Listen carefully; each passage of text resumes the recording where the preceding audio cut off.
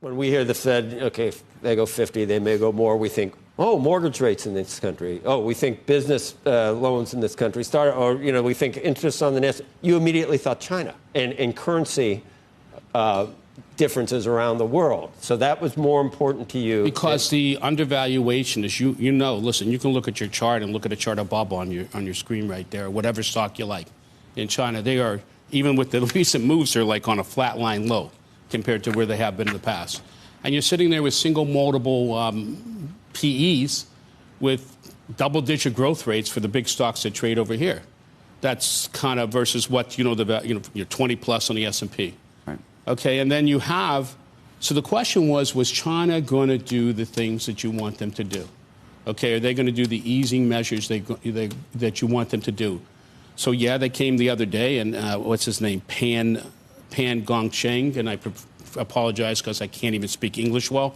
He came out, and he was like jovial. It's like, whoa, jovial, saying we're going to cut, and we'll give you more. And he said, we'll do more and more if needed.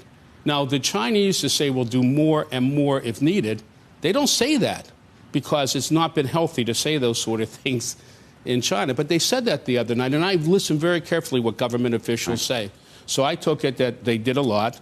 They exceeded expectations, and they promised to do more and more and more. Okay? And that's very strange language, especially for, any central banker, but especially over there. So that was the first thing that happened.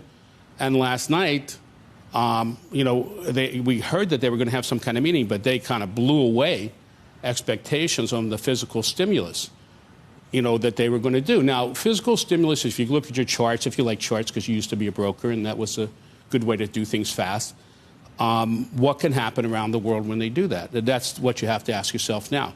So now you have the Fed. So just to backdrop again, the Fed's easing. You have a few more easings coming. The Japanese, they don't know what they want to do right now, but it doesn't matter what people think. They're going to be forced into things, and I can talk about that in a second. The Europeans are lowering rates. And now the Chinese are lowering rates, okay? And they're aggressive in how they're going to do it. And they're also, believe this or not, swap facilities to buy stocks. Encouraging buyback of stocks. Encouraging buybacks of stocks. Okay, this is China, all right? This is stock buybacks. Not only encouraging it, lending you money to do it. And they're giving money like TELF money where you can put money out and you have no losses. If you want to do it, you know how that thing works. You have only the money you put up, and you don't lose money. Hedge fund billionaire David Tepper says he's buying Chinese stocks after country's stimulus bazooka. David Tepper is growing even more bullish on Chinese stocks amid the country's new fiscal stimulus. The new measures include interest rate cuts, liquidity support, and encouraging share buybacks by companies. Tepper views the Chinese stock market as more attractive than the U.S. stock market due to valuation differences.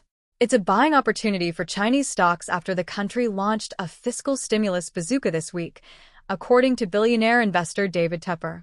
In an interview with CNBC on Thursday, Tepper laid out his bull case for the Chinese stock market, which has been virtually left for dead in recent months as it trades at levels similar to 2007.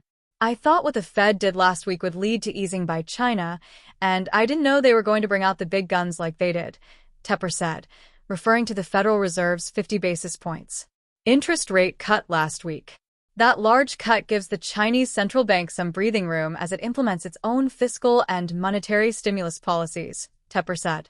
In recent days, China has cut key interest rates, announced liquidity support for its stock market, reduced reserve requirements for banks, and even encouraged share buybacks by companies. Encouraging stock buybacks.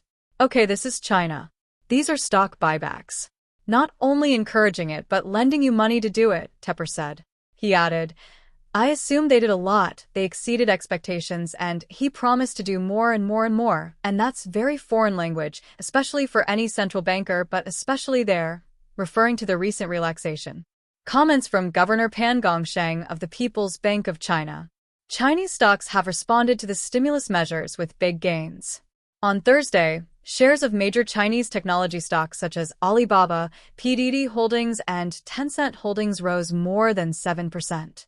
Even the broader iShares MSCI China ETF rose 8% on Thursday and is up more than 16% this week alone. This is obviously incredibly good for highly undervalued Chinese stocks, especially when the government encourages buybacks, Tepper said. In U.S. markets, Tepper said he is not following his buy-it-all mantra with Chinese stocks and is more selective in buying U.S. stocks. Tepper, who runs the $6 billion hedge fund Appaloosa Management, highlighted U.S. casinos with exposure to China, such as Wynn Resorts and Las Vegas Sands, as well as companies exposed to the power demand of the AI technology business, as potential buys.